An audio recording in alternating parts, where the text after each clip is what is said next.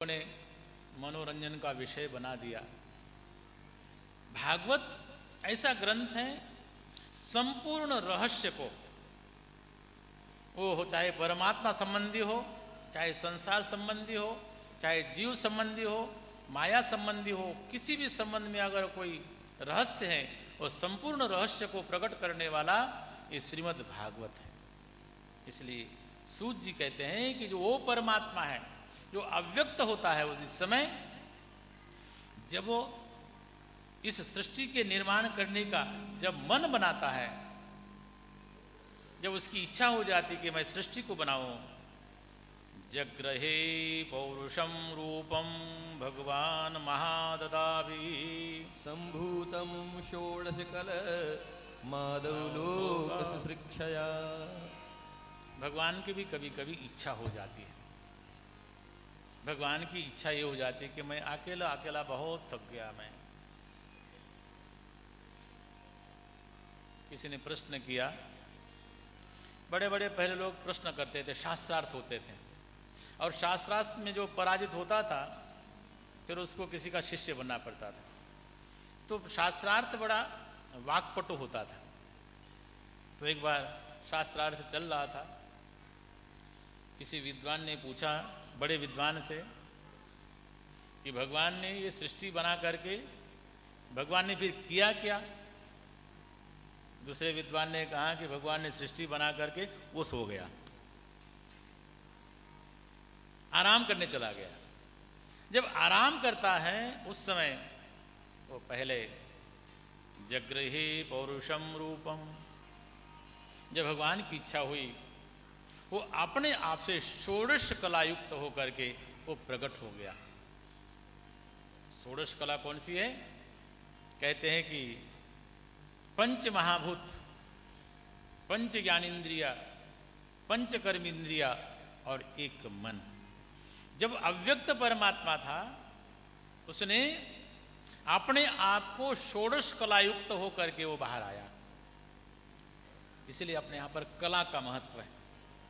कहते हैं ना कि ये जो अमुक भगवान है वो अमुक कला युक्त है, अमुक भगवान अमुक कला युक्त है, और जो भगवान कृष्ण है वो षोडश कला युक्त है, ऐसा हम लोग कहते हैं।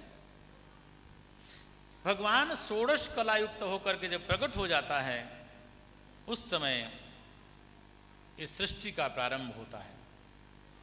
और वही परमात्मा, वही अव्यक्त जो षोडश कला रूप से हो जाता है, और वो फिर कुछ अवतार ग्रहण करता है। यहाँ पर सूत जी महाराज कहते हैं कि भगवान के 24 अवतार हुए हैं। सबसे पहले जो भगवान ने अवतार लिया वो सनकादि ऋषियों का अवतार हुआ। स एव प्रथमं देवः कौवारं सर्गमास्थितः चचार ससुरं ब्रह्म ब्रह्मचर्यमखंडितम्। उस परमात्मा का सर्वप्रथम अगर अवतार है वो है सनकादि ऋषि,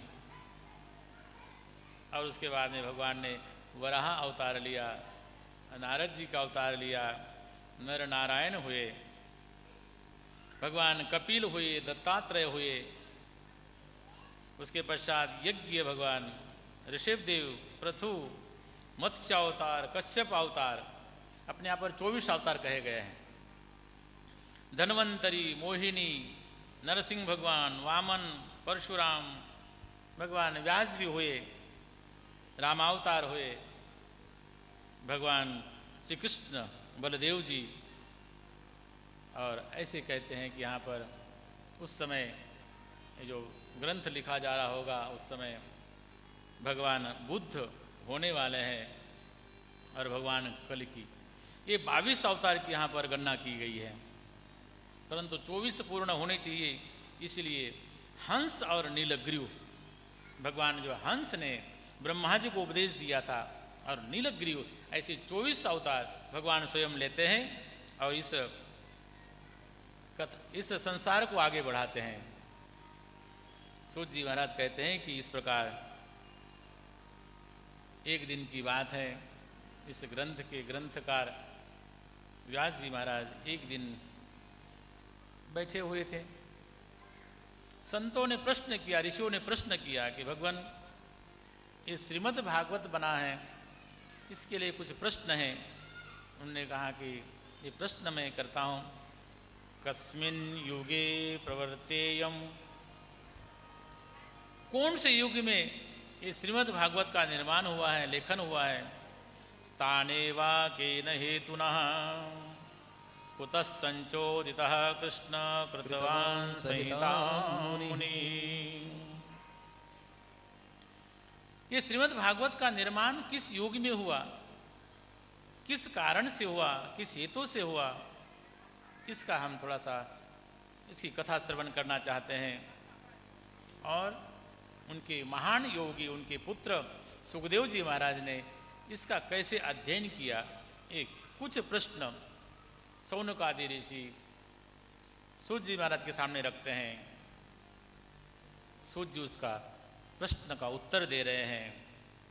द्वापारे समनुप्राप्ते तृतीये युगपर्ये जातः पराशराद्योगी वासव्यां कलया हरेः। वेदव्यास, भगवान वेदव्यास जी बैठे हुए हैं। ये द्वापार का चतुर्थ, उसका चतुर्थ युग आया हुआ है और अपने आश्रम में बैठे हुए हैं, चिंतन कर रहे हैं। परंतु मन में थोड़ा सा विक्षेप है, मन में थोड़ा सा ऐसा लग रहा है कि मैंने इतना बड़ा कार्य किया। कहते हैं कि पहले वेद सब एक ही था। वेद व्यास जी ने वेद का विभाजन किया, ऋग्वेद, यजुर्वेद, अथर्ववेद, सामवेद, 4 वेद के विभाग किए। और साथ साथ में भगवान वेद व्यास जी ने एक महान ग्रंथ की रचना की, जिसको पंचम वेद कहा जाता है, जो महाभारत है, उसकी भी रचना की। ब्रह्मसूत्र की रचना की, अनेक अनेक ग्रंथों की रचना की।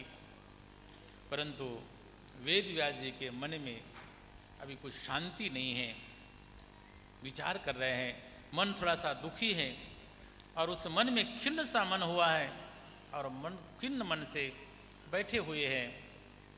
उसी समय एक घटना घटती है। बैठे हुए हैं वेद व्यास जी, उस समय जो घटना घटती है, आकाश मार्ग से एक दिव्य पुरुष वहां पर प्रकट होता है और कोई नहीं, तो भगवान साक्षात नारद जी हैं। नारद जी पधारते हैं और जब नारद जी पधारते हैं, व्यास जी महाराज खड़े होकर के उनका अभिवादन करते हैं, उनका पूजन करते हैं और पूजन करने के बाद में उनको उच्च आसन देते हैं और उच्च आसन दे करके चर्चा प्रारंभ होती है।